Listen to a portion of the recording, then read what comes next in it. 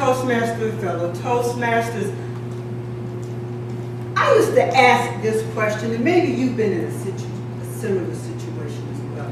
Have you ever wondered why you can do something and yet in the same similar situation you couldn't do it as well? Let me give you two examples that apply to me personally. Many of you know that I stutter. If you don't know, you know that. What I can never figure out as I was growing up as a stutterer, that I could sing phrases of songs and not block at one time. Yet if you gave me that song to read, I would stammer, block, fly, and everything else. Now I noticed in my Toastmaster journey, I can do voice variety quite well. Yet, at an audition, yes, Julia, at an audition, I was auditioning for the church choir. You had to go up a series of scales. I could not manage that for nothing. I couldn't make that transition between chest and head. What's wrong?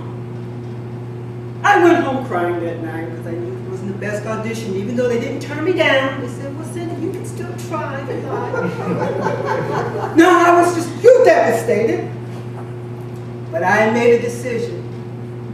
I'm going to take voice lessons. So I found a voice teacher.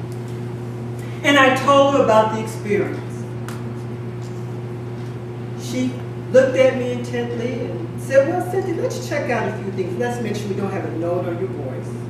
And then we'll work from that point. Well, I did have the exam. There's no note on my voice. So she said, so we're going to work on your registry. Thus, voice lessons began. I've been taking voice lessons now for about maybe a year and a half now, and I've come across something quite interesting.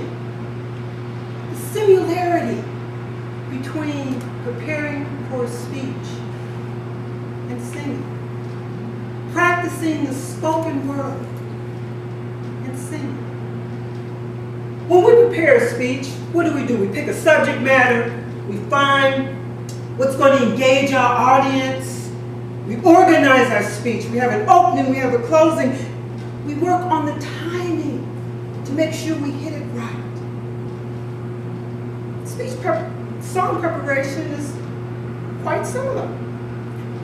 You find a song, and if you're not familiar with the song, you get familiar with the song, so it takes some preparation. You learn to get comfortable with notes and pitch. Timing is very, very essential. Let me share this. There are songs that I've always heard, maybe the chorus. For instance, someone to watch over me. Never knew anything more about the song than that, but I was given the song to learn. So I run to the infamous YouTube, pull it up, and it turns out it's a song written by George Gershwin from a Broadway play, Okay. But here's how the song begins. There's a saying goes, said that love is blind. So often told, seek and ye shall find. So I'm going to seek a certain man I've had in mind. I never knew that was the beginning of the song. So I'm looking at my voice teacher. She said, that's the beginning of that song. So you become familiar with the song. You prepare a speech, you get to know your audience, you get familiar with a song, you practice it, you work on the time. Then what do you do next in the speech? Hopefully you either memorize the speech or outline, whatever works best for you, depending on the speech. Same technique is similar in music. My voice instructor calls it, get off the book. Start memorizing the song. And there's a technique we use. We either learn by phrases, or an old piano teacher I had used to have me memorize the piece backwards. Of course, I looked at her a little strange, like you just did with me, Julia. Why would I want to learn the piece backwards, Miss White? She said, because if you memorize this music backwards, if you ever get lost in playing, you'll know exactly where you're at. Okay. Music is sort of similar to voice too. When you learn it in phrases or backwards, you can pretty much, if I were to miss a chorus or maybe miss some timing, I'll quickly know where to pick up at. But the most important part, I feel, about giving a speech is connecting with the audience and making that speech memorable, that it sticks with the audience. Singing is the same way. I had a wonderful experience at my voice lesson yesterday. I'm learning a song called Smile. And my assignment the week before was, Cynthia, when you sing this song, feel it. Give it meaning. What does that song mean to you? I think about, as I want to work on my speeches going forward, I need to ask that same question. What does it mean to me? What do I want it to mean to the audience? It's expression, it's delivery. That's what makes spoken words dynamic. That's what makes the word of a song meaningful. So the song was Smile, written by, the music actually was written by Charlie Chaplin back in the early 30s. And took down and put it to music later. Actually, Michael Jackson sung the song. It was actually sung in this film. Smile, though your heart is aching. Smile, even though it's breaking. When there are clouds in the sky, you'll get by. I went through that song last night and I just got into the song. And my voice teacher, who rarely compliments, said, Cynthia, there were things I heard in that song that were part of you. I heard color I've never heard in your voice before. Fellow Toastmasters, that was a far cry from that audition. Where I couldn't even get through the scale. So I want to end on a poem. You probably know it as the Black National Anthem or the Negro National Anthem. I heard it yesterday. But it was actually a poem written, then was later put to music.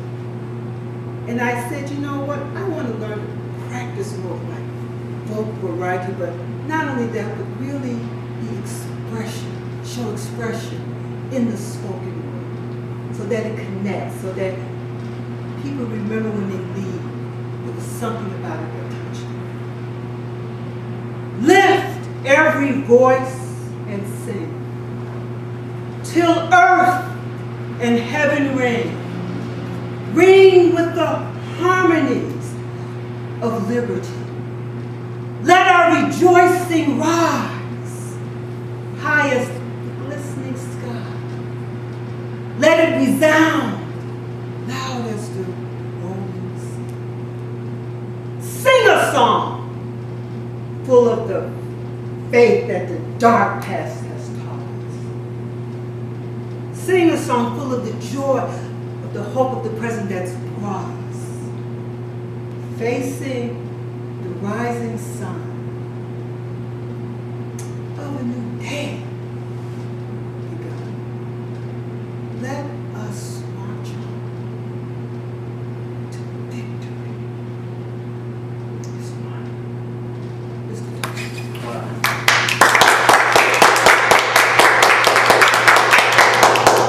Not something you can do any afterwards because you only use the callback for that situation because it's unique to that situation. It's a way of customizing the speech. That worked well.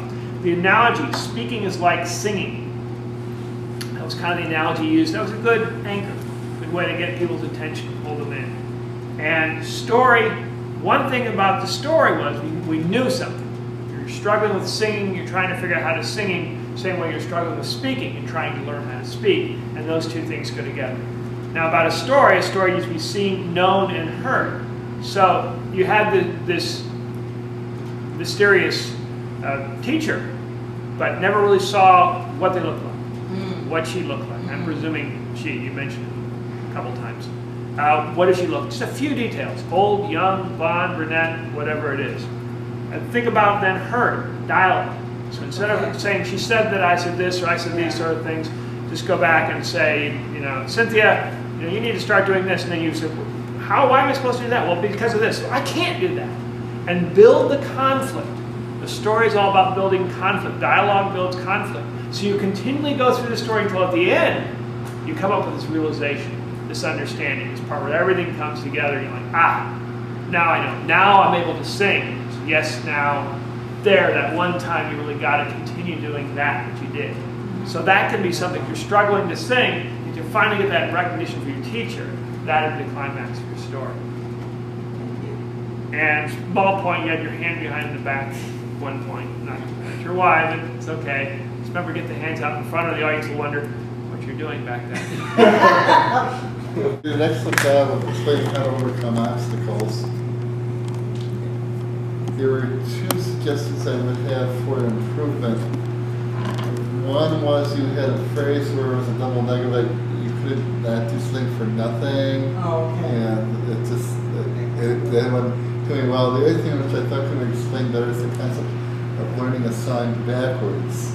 Is it backwards by sentence or backwards by word? For example, the song Happy Birthday to You, it would be you to birthday happy, or is it really happy birthday to you in the last line of the first verse of the song? So I think if you explain that concept a little better, that would make that part of the speech stronger. Still, it's a speech that can inspire everybody to grow just by the many ways that people can work on ways to improve things. Yes, Cynthia, of course I loved your speech. The emphasis that you gave and the variety you gave and lift every voice was just fantastic. I really liked that. You definitely had an opening, a body, and conclusion.